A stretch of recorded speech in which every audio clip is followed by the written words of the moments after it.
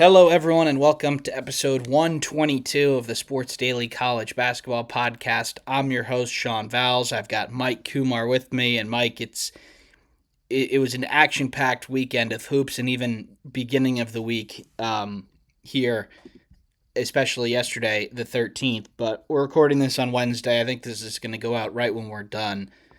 But Mike, the title of this is "Unbeatens Go Down." There is an unprecedented number of unbeatens that made it to January. I think it's usually a couple, but we had plenty here. Two of those teams are not undefeated anymore.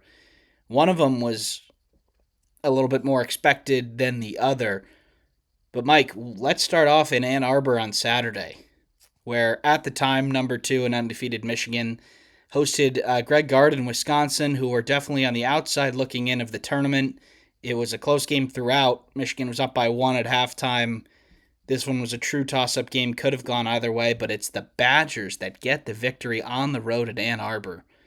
How shocked are you Yeah. by this one? I mean, talk about signature win of the season in college basketball. I don't think anybody saw this one coming. Look, until the game earlier in the week, Michigan had had a competitive basketball game since early mid-November against TCU. They've been blowing out every other team except for when they played Penn State. That game they only won by two, so maybe a little bit of concern going into this game against Wisconsin. In Wisconsin, what a statement win this is for them. They were able to score the ball at will in this one. They shot the ball 50%. They're only 78% from the free throw line, so it's not like they got all of their points from the charity stripe. But with that being said, this is a very shocking reaction in this game. You look at it statistically, uh, Wisconsin was just really able to move the ball really well. 16 assists in this game. They didn't turn the ball over a ton, and they were able to mitigate Michigan's bigs that have been outstanding this year. Pretty much even there on the rebounding split. So Michigan, this is a little bit of a shocker. We're going to see more of them to come this week. They're going to have the chance to get some L- rematches later out today, west. later today So for that matter. But yeah, yeah, and this is a travel period for Michigan, so you feel like you kind of got to watch out because they've got this, and then they stay out west to play Oregon on Saturday. So and interesting slate for the Wolverines. I think Surprising. we definitely saw some signs, Mike, in that Penn State game. That was one where they were winning by double digits, and then they gave it away, and then like Penn State had a chance to win it at the buzzer, and if not for a horribly drawn up play, they could have won that game. And then Wisconsin does this too. I think there are some signs, or there are some things that teams can. There are some weaknesses for this Michigan team. They're not the greatest team ever. I think they're really solid. They still could win the national title, but it seems like speed caused them a little bit of problems here. They have their three bigs on the floor. That's their best lineup, but defensively there can be a few issues there with spacing and just winning one on one, and then they're in scramble situations. They're not really quick enough for that. So I think we saw some signs in that Penn State game that get away with that. Penn State is not a good basketball team, but they've had three No. really close calls at home against good teams. Illinois was a single digit game. Michigan State was a toss up, and now Michigan here. Now they have nothing to show for it, but three better performances than anyone expected. And then Wisconsin gets him here. I mean, Nick Boyd, the lead guard for Wisconsin, Mike, if you remember, played for Dusty May at Florida Atlantic when they went to the Final Four. Um, Apparently, Dusty didn't really want him at Michigan. He was at San Diego State last year and then Wisconsin this year. I think he wanted to go to Michigan at two separate times and didn't get that opportunity. So he comes in with a little bit of a revenge spot, and him and John Yeah. Blackwell pull off what is probably the biggest upset of the year so far. Yeah, I mean, no question. I think this is the biggest upset of the season, especially when you look at how dominant Michigan was going into this week. Look, they're going to have plenty of opportunities to mitigate this loss that we've seen this week, but maybe a little bit of concern across the Wolverines. I don't think they've played their best basketball this season. I think there's still a lot more left in the tank for Michigan. But after being so dominant for so long this season, having these that close call and then the loss. Definitely a little concerning for Michigan, but I also think they'll get it back, no problem. And I don't think they played particularly horrible in this game either. I think Wisconsin played really well. Like you said, they hit a bunch of really, I don't know what it ended up as, but they were over 50% from three. All right, so they're 15 of 33. So that's a little bit less than 50, but 14 of 25 from two. Like Wisconsin played a really, really good game. They didn't turn it over, they made shots. And on Michigan's side, like they still had 1.21 points per possession. Like that's really good for not as good as they've done it before this year, but it's still a pretty good number. Nowhere near their worst offensive game. And then this was their worst defensive game, unadjusted, 1.26 points per possession.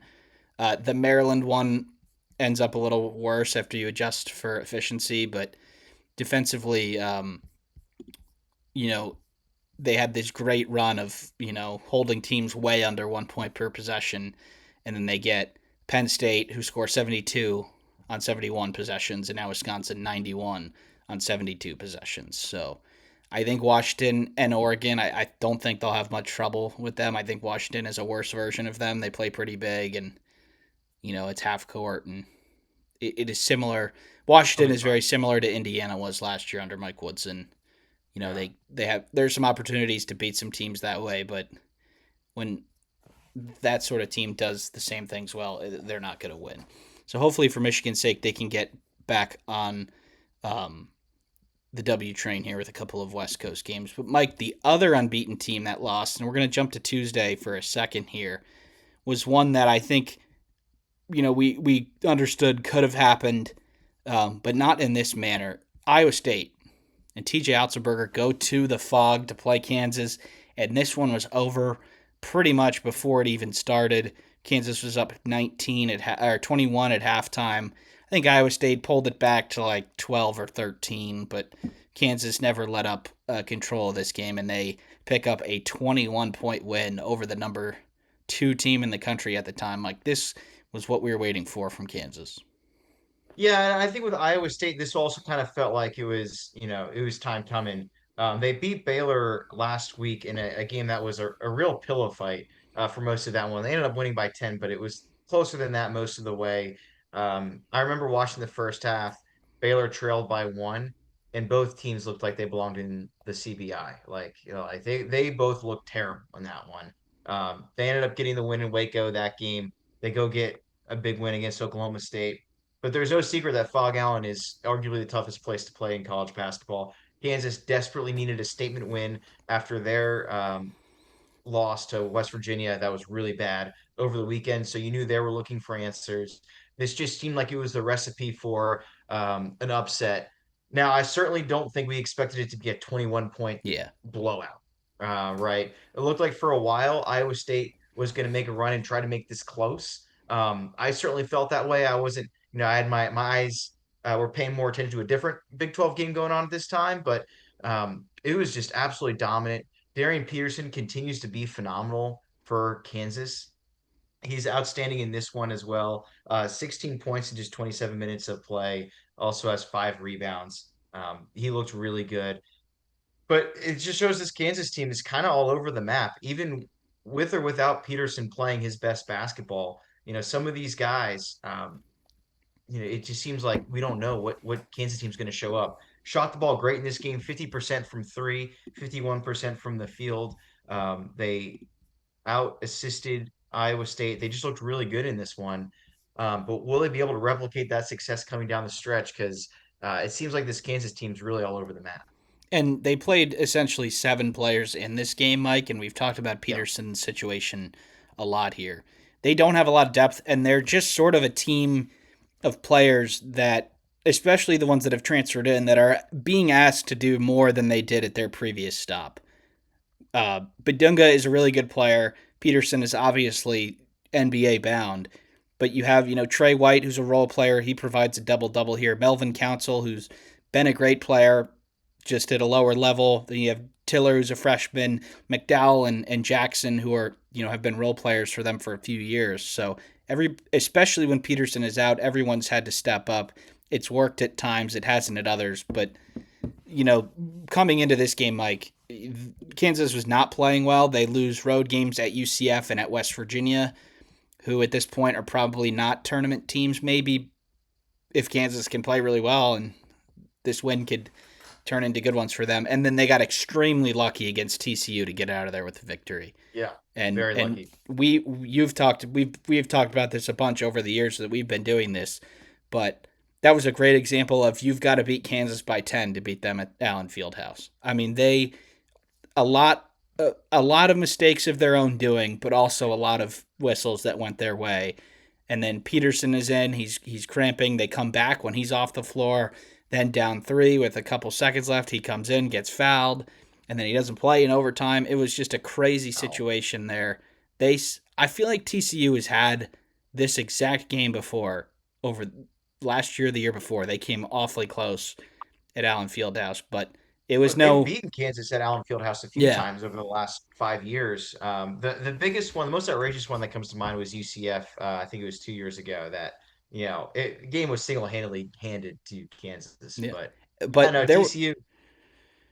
yeah, Yeah, but there was none of that in this Iowa State game, Mike. They no, asserted their will, and all of the sudden, their resume is lining up to be really good. They're 14th in Torvik. They're 12-5 and 2-2. And if you look at that, you say, okay, like that's not great. But they have two quad 1A wins already, three quad 1 wins, and no losses outside of the top one quadrant. Like all if they're able to get enough victories here, like they could be a protected seed all of a sudden. And we were talking about what do they look like with Peterson? Could they possibly crash out of the tournament? Obviously, the Iowa State win is a really brings it together. But all of the sudden, Kansas has a really good resume.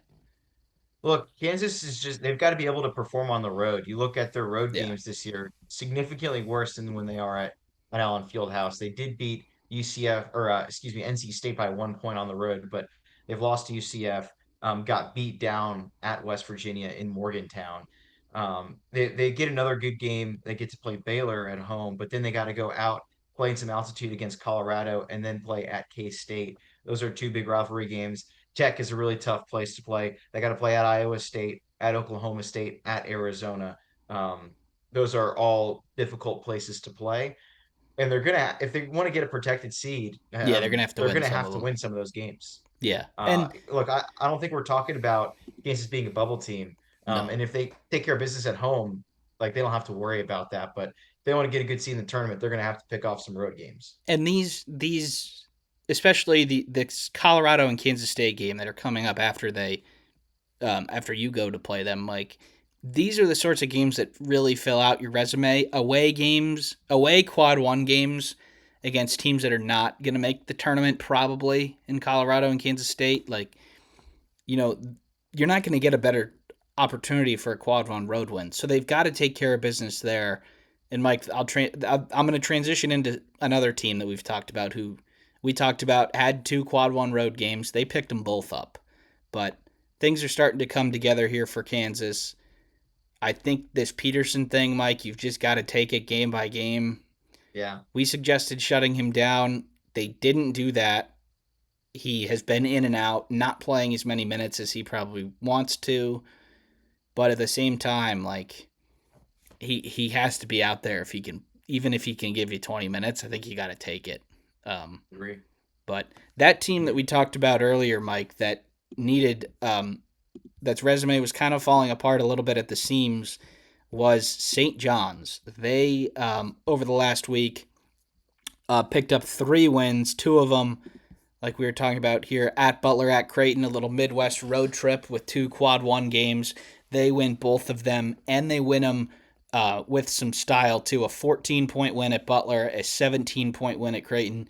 Both of those games were probably not that close, and then they take care of Marquette, who's having a bad year. But last time we talked about St. John's, Mike, they were 9-5 with no with one quad one win against 48th ranked Baylor, who that is teetering because remember top 50 on neutral is quad one. They get two of them here in Indianapolis and Omaha, and then they defend their home court against Marquette. But a lot different of an outlook here for the Red Storm since we last talked about them. Yeah, absolutely. I don't think Butler's going to end up being a quad one win when this whole season ends. Butler struggled. They're only 1-4 right now in Big East play. But with that being said, St. John's did what they needed to do, which was get all three of these wins and then got some style points for winning them convincingly. What I'm really looking for, because these still are three not tournament teams right now. Yeah, So you got to look at, who can they beat that are teams that might be going to the tournament. yeah, At and their next Villanova is two. a huge game, huge game on the road there. Great opportunity there. And then they go host Seton Hall, who has looked way better than we expected them. Even came close to a huge comeback last night against UConn. So you got the opportunities right here in front of you if you are Rick Pitino, but you got to capitalize, because if they don't win either of these games, yeah, I just don't see a protected seed at all for Oh no. Marquette. In fact, I see them, or for St. John, excuse me. In fact, I see them slipping all the way down to maybe a 9 or 10 seed. Yeah, I think Um, they were pretty close to the bubble before after that loss yeah, to Providence at home, which they gave away. I think they're probably pretty close to the bubble, but Creighton and Butler right now are 50th and 51st. So all they would yeah. have to do is stay in the top 75. Butler is really falling though, Mike. They were in the 20s not too long ago. Um, but yeah, you have three, maybe and a half tournament teams in the Big East. Yeah. Let's see. You've got UConn, who is definitely going to the tournament. Villanova, St. John, Seton Hall. I think you've got four bids from the Big East. You've got four bids right now, but Maybe if you're four one and of a those quarter three bid. teams, yeah, Yeah, I don't know who that quarter bid is yet. yeah, Maybe. But if you're one of those top four teams, if you're UConn, Villanova, St. John's, or Seton Hall in the Big East, you only have so many opportunities to pick up big time wins, because I'm sorry, beating Georgetown, Providence, and Marquette doesn't do anything for your resume. If anything, those games are kind of trap games when you're yeah. preparing for these big time games. There's just nothing you can gain from them really, and these are the No. Torvik numbers, so the net might be a little different. But you have four teams outside of the top 110. Yeah. That means, Mike, that they are quad three home games and quad two away games. And if you fall out of the top 125, that's a quad three road game. You don't get that in Yeah. power conference basketball much. So there's Yeah. very little that you can gain from the bottom four teams there. Providence looked like they had a little bit of something going there when they won at St. John's and had the game against UConn under control, but they have since Crazy lost game. those and then lost to Yeah. Villanova too. So they're at 8 and 9. They're not going to be going to the dance. There's a very narrow path for a Butler or a Creighton, but both of those teams seem to be going in the wrong direction. So at this point, Mike, if you're a Big East fan wanting a lot of bids, you might want to see the top four pull away a little bit here. Yeah, Because, that's like you said, there's not a lot of great chances for big wins. If they were to fall to teams below them, they could get dragged into Bubbleville. Yeah, absolutely. And you look at Villanova and St. John's, and even Seton Hall to a degree, there are a couple of bad losses away Yeah. from these not very good Big East teams to all of a sudden being on the bubble. Right now, the bubble's pretty tight. I know it's still early on in bubble conversation, but there's a lot of teams around where they are that are going to be eyeing for a tournament bid. So I don't know. I just don't see how you get more than four teams in if you're the Big East. And if they do get four teams in, it's going to be quite a dichotomy between those top four teams and everybody else. Yeah, and starting to think about it now by just looking at it, I think the only way that one of the teams that's not in the top four gets in is if they were to take one of the Auto bid. spots, not Yeah.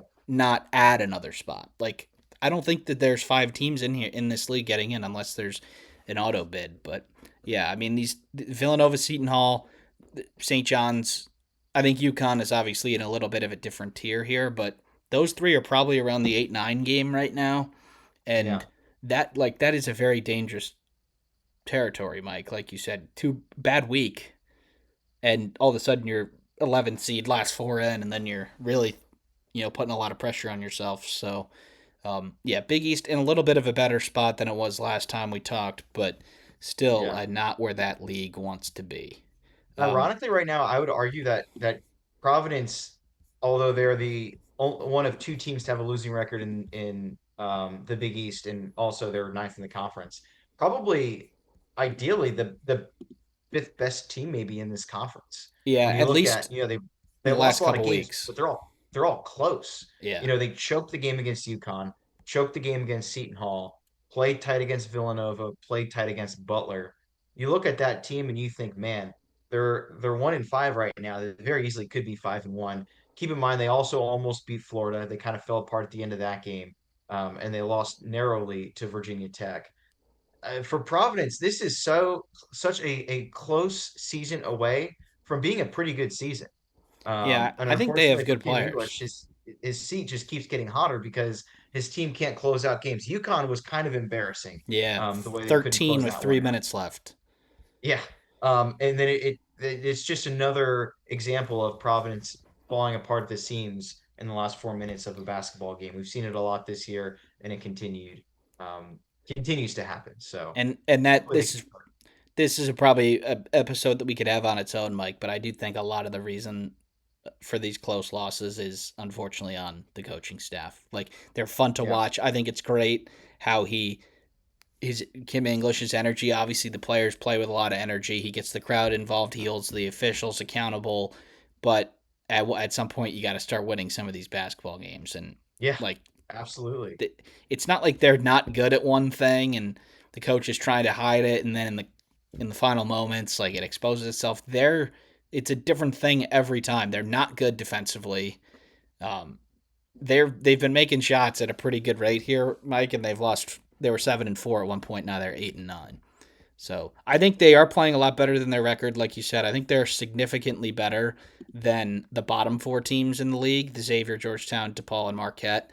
But they've had some opportunities to knock off some of the big dogs, and while they did get St. John's, they're just unfortunately not enough to beat some of the other three. Yeah, But absolutely. we had let's go to the ACC for a second here, Mike. This league is starting to tier out a little bit. Where I mean, we're starting to see where is this team just a bubble team? Are they a tournament team? Are they a little better? I think it's a two-horse race still, but I think it's Duke and Virginia now instead of Duke and Louisville. Now Louisville's had some injury reasons, but all of a sudden they're 12-5, and on the flip side, Mike, Virginia is 15-2. So, do you think that while this still might be a two-horse race, it's a different horse? Yeah, how about the Cavaliers here? It's certainly not Louisville right now. Yeah. Louisville or Louisville, I've been corrected a lot since I've moved to Tennessee. Louisville can't seem to close out a basketball game. Look, they had a nice lead against Duke at half. They looked good against UVA at half, but Louisville is not closing out basketball games. They're a first half team, which does not work when you're trying to contend for a conference championship. On the other hand, you look at UVA right now. Their one loss on the road rivalry game at Virginia Tech. That was a little bit of a concerning one, but for the most part, look, they've gotten this show on the road.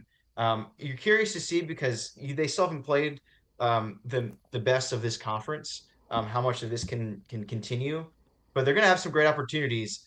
They get to play SMU on Saturday, and then they get to follow that up with a week off and before they host UNC. So they get two golden opportunities in their next two games to let us see where they rack and stack in terms of the Big East, but or in terms of the ACC. When you look at some of these players right now, Malik Thomas has had a pretty big contribution in his senior year to this ball club, averaging 17.3 points a game.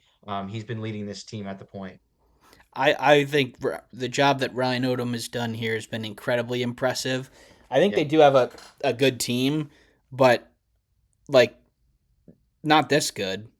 Like they're a legit threat to Duke, I think. And yeah, Tice DeRitter's an interesting freshman, probably one and done from overseas, but they have a bunch of guys who have just sort of been all right at their other places. Like Dallin Hall was a rotation player for BYU.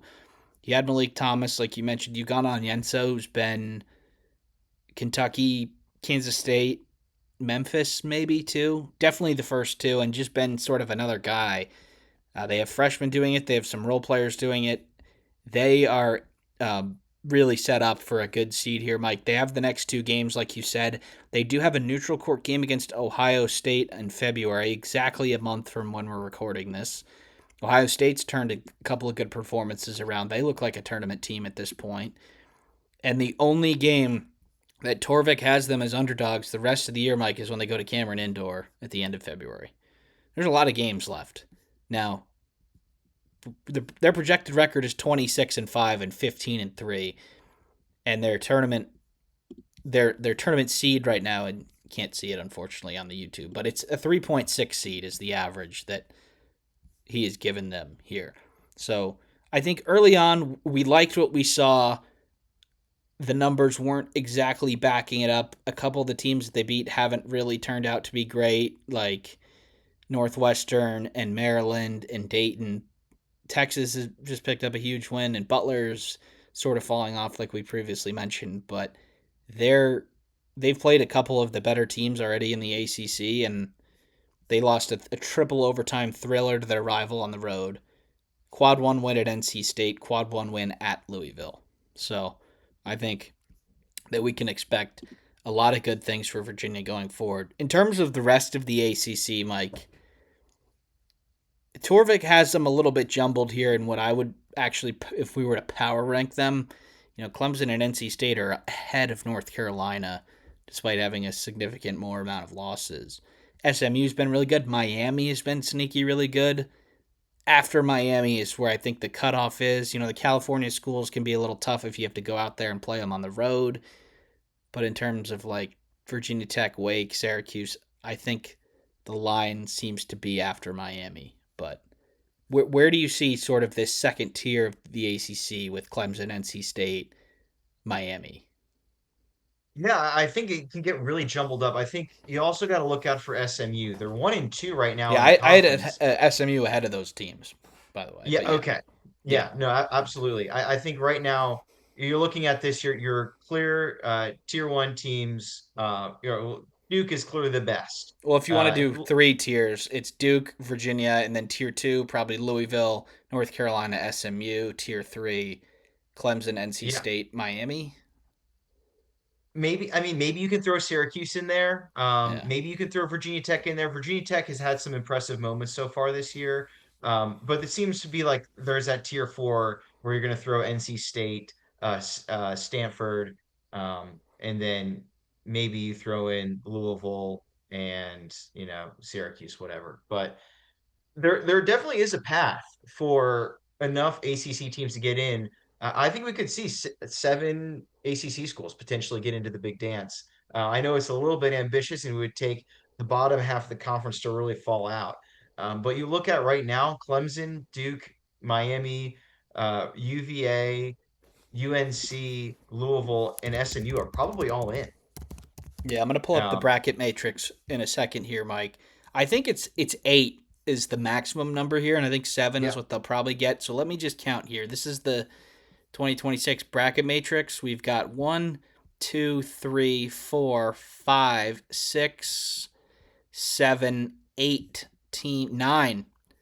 teams currently in the field. So they have Virginia Tech is the second to last team in here. 41 of these 68 brackets have them in. I think that's probably a little bit. I think I had them in last time. What am I talking about?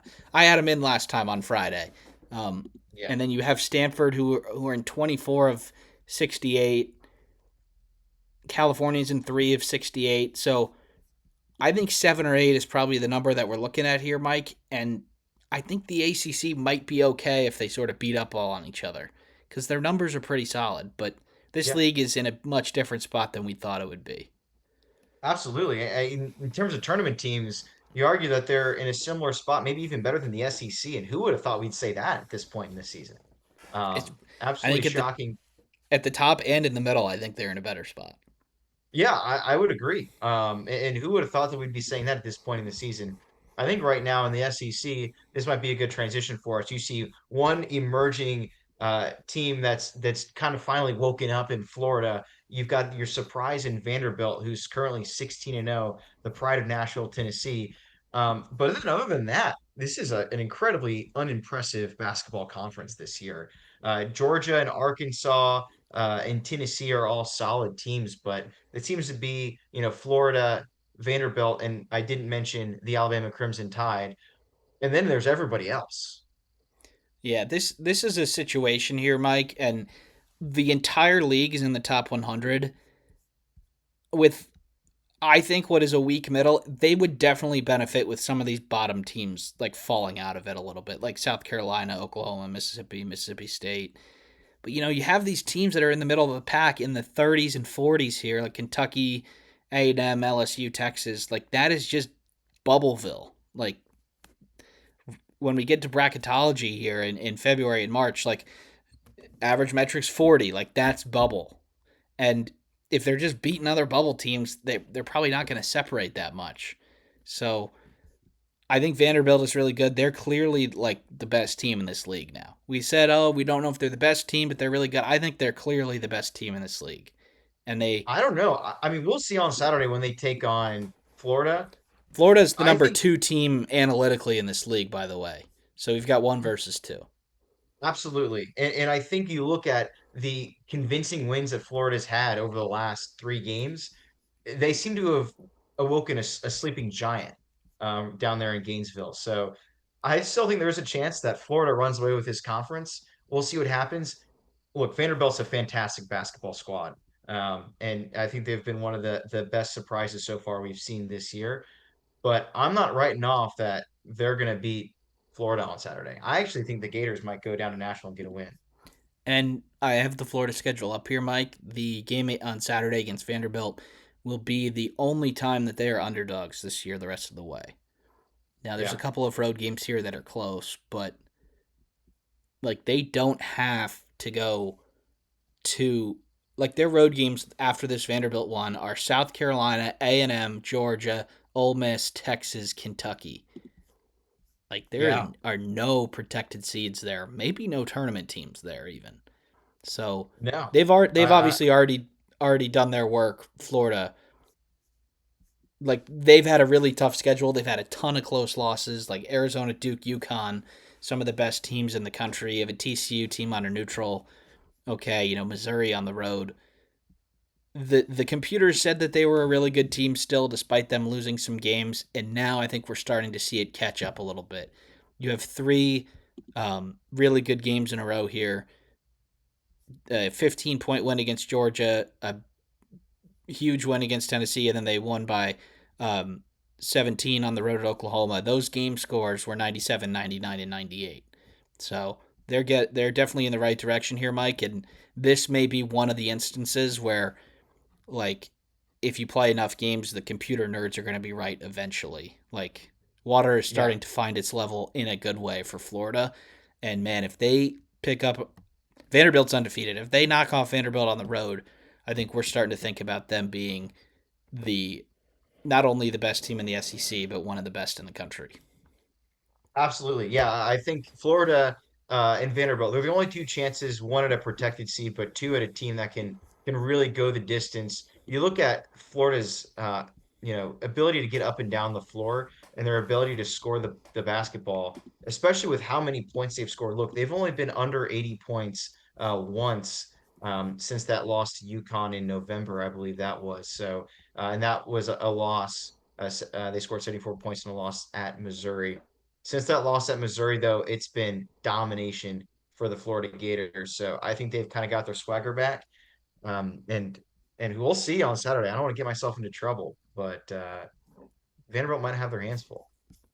And then in terms of the rest of the SEC, Mike, you have Alabama and Tennessee who are in the top 20 per Torvik, but I've watched them both a few times this year, and Yeah, it's good. the consistency is just not there for me. Like Alabama is just they completely play the game on a spreadsheet. They shoot threes. They say, oh, if we shoot, 35 threes this game, we'll have a 62% chance of winning. Like that's not basketball, and it's starting to catch up with them a little bit here. Like they lost on the road in Tennessee at Vanderbilt, and they lost by 6. But Vanderbilt was going. That game like wasn't over or anything, but Vanderbilt was in control of that game from the beginning to the end. And then on Saturday night, Mike, this is one that sort of went under the radar. I think it was a late game, but Texas got them at home. Sean Miller and Texas got them in Tuscaloosa, which I didn't really see coming. They ended up bouncing back with a nice win on the road in Starkville against Mississippi State. But, Alabama shoots so many threes, And when you do that, you're just not going to have the consistency to be a championship team. Yeah, look, they certainly could get hot. And you looked at some of these games. I remember watching Alabama earlier this year against Illinois. They actually looked really good defensively in that basketball It was game. their But best since game then, defensively all year. yeah, but since then it's been quite a letdown for the Crimson Tide. Look, I still think they're probably the third best team in the SEC right Yeah, now. but that might be Uh, 20th in the country, though, yeah, no, absolutely. roughly. I mean, the SEC is not good this year. Tennessee, we talked about them a little bit on the flip side. They had that shocking upset victory against Houston at Players Era, but since then they've just fallen flat on their face. It's been hard, hard living for them since then. They've got one good win against Louisville, but any other like competent basketball team, really, maybe other than Texas A&M, they haven't been able to perform. So this is quite concerning for the Vols right now. They're going to have their chances. Georgia is still ranked, which is kind of crazy to me. I guess they've only got two losses, but the quality wins are certainly lacking for the Bulldogs. I would not consider them top 25 team, not at all. Yeah, it's going to be a sort of like football for the SEC. Like, it's just going to be a revolving door in the back of the conference to whichever SEC team has won like their last two games between, you know, Arkansas. Arkansas is another team, Mike, where I think that they're just a little bit too inconsistent too. They're eighth in offense, but 82nd in defense. I Yeah, actually did see them in person when they played Houston, and Houston's a really solid team, but Houston is not a team that you think runs like the most intricate X's and O's and stuff. And like they had them running after their tail. Like Houston put up 94 points against Arkansas.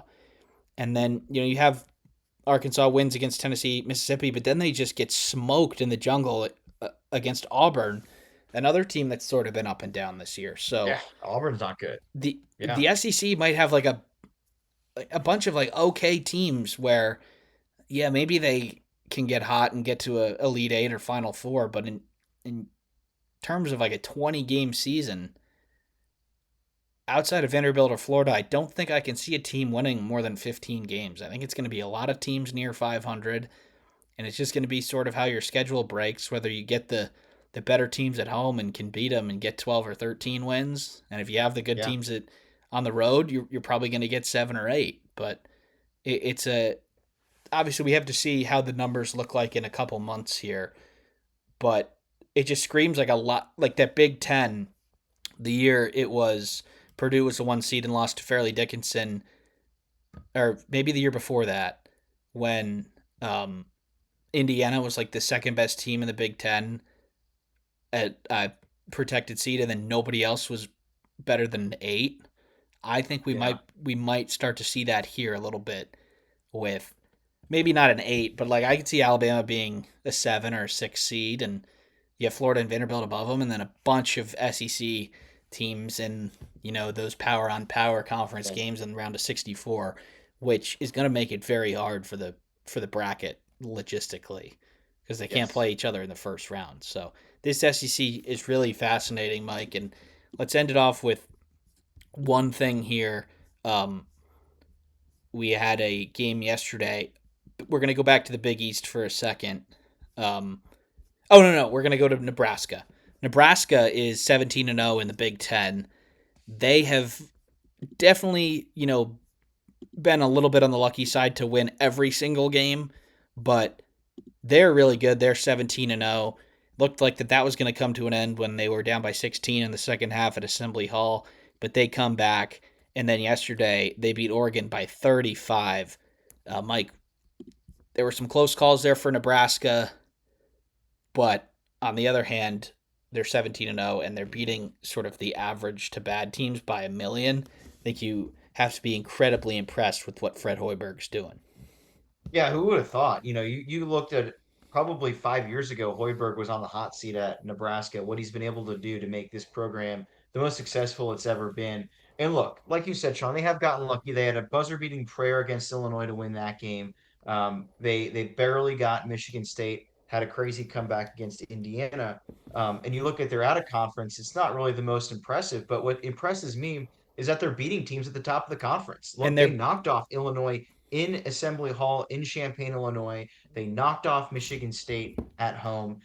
And you look at their schedule, the next few games, it's kind of smooth sailing. Look, they've got to play at Northwestern, who hasn't won a game in conference. They got to play home against Washington, who has not been very impressive, and they've got to go on the road to Minnesota, who's been a little better than expected. I'll give them that. But three pretty easy games before the schedule gets pretty difficult for them.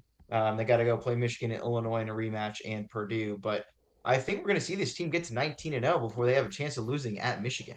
Incredibly And impressive stuff. Minnesota at the barn has had every single game there has been close in the Big Ten. Yeah. They got Indiana, they got Iowa, and then they lost to USC and Wisconsin on buzzer beaters. So I just think with Nebraska's like ability to play close games, I think that'll be a close game. But on it does remind me of the Providence team from a few years ago, Mike, that just won a bunch of close games and I believe made the Sweet 16.